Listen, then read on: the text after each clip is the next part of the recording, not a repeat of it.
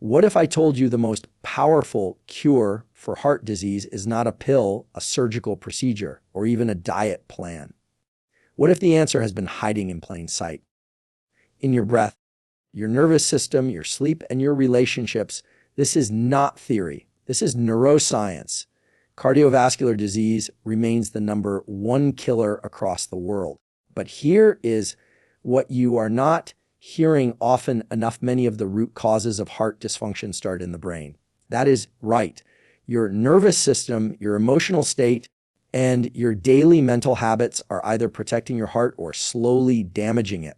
Today, we are going to explore the most overlooked cure for heart disease, grounded in neuroscience and actionable science. Inspired by the work of leading researchers, including Andrew Huberman, we will dive into how your brain and body can work together to reverse inflammation, repair damage, and bring your heart back to life. This is not just possible. It is happening, and it can happen for you. Every day, your heart beats over 100,000 times. But while it is working tirelessly to keep you alive, the real threat is often invisible. It is not just cholesterol or high blood pressure. It is stress, it is inflammation, it is loneliness, and these forces begin not in your arteries but in your nervous system. For decades, heart disease has been treated like a mechanical problem. Clogged pipes, weak pumps. But neuroscience shows us a more complete truth. Your heart is not just a muscle. It is an organ that is directly shaped by the signals your brain sends every moment. Your thoughts, your breathing, your emotions all influence your heart rate, rhythm, and resilience. This new understanding is empowering because it means that you have more control than you think. You are not a victim of your genes or your age. You can intervene, reverse damage, and strengthen your heart through daily practices that calm the mind, regulate the body, and restore health from the inside out. At the core of heart disease is inflammation. Not the kind that comes with a cut or a fever, but a chronic, low-grade inflammation that quietly corrodes your blood vessels over time. This type of inflammation narrows arteries, hardens them, and makes it easier for plaques to form. It is slow, silent, and it is deadly. What fuels this inflammation? Poor sleep, high stress, processed foods, and perhaps most importantly, a dysregulated nervous system. When your brain is constantly signaling fight or flight, your immune system stays on high alert when cortisol rises. Immune cells overact. The result is a body stuck in survival mode, unable to repair, constantly inflamed. Here is the breakthrough from your calming. The brain calms the inflammation. Meditation, breath work, and nervous system regulation have all been shown in clinical studies to reduce C-reactive protein, no key inflammation marker, lower blood pressure, and improve heart health. From your kitchen, you cannot out-supplement inflammation. You must soothe it at the source. Your nervous system has two primary branches, the sympathetic fight or flight, and the parasympathetic rest and digest. These systems are not just about stress and relaxation. They directly affect heart rhythm, blood vessel tone, and inflammatory signaling. When you are stressed, your heart tightens. When you are calm, it opens. Andrew Huberman and other neuroscientists have shown how the brain's perception of threat can trigger a cascade of physiological changes. That means it is not just the stress itself, but from your kitchen, but your brain's interpretation of events that determines your heart's response. You can train your brain to shift that response. And that changes everything. Techniques like deliberate cold exposure, controlled breathing, and visual anchoring stimulate the vagus nerve, which increases parasympathetic activity. This means lower heart rate from your kitchen, reduced blood pressure, and improved heart rate variability. The stronger your vagus nerve, the stronger your heart. The way you breathe tells your body what to feel. Shallow, fast breaths signal danger. Deep, slow breaths signal safety. By controlling your breath, you send powerful messages to your heart through the vagus nerve. This is not mindfulness fluff. This is measurable, neuroscience-backed practice. Studies have shown that just 5 minutes of slow, coherent breathing, around 6 breaths per minute, can lower blood pressure, increase heart rate variability, and reduce markers of inflammation.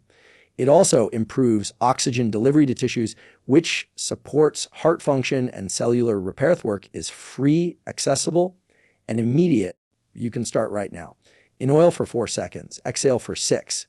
Repeat.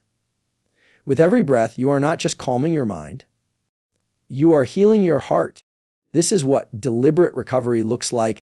Your emotional state is not separate from your physical health. Neuroscience has proven that chronic anger, anxiety, and grief can weaken the heart, while emotions like gratitude, joy, your kitchen, and compassion can strengthen it. These are not just poetic ideas, they are real measurable effects.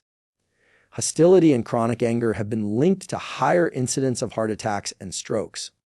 On the flip side, but from your kitchen, people who practice gratitude journaling and positive reflection have lower blood pressure and more stable heart rhythms.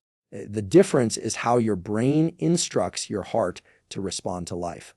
Emotions are processed in the limbic system, which connects directly to the hypothalamus, a command center for hormone release and nervous system activity.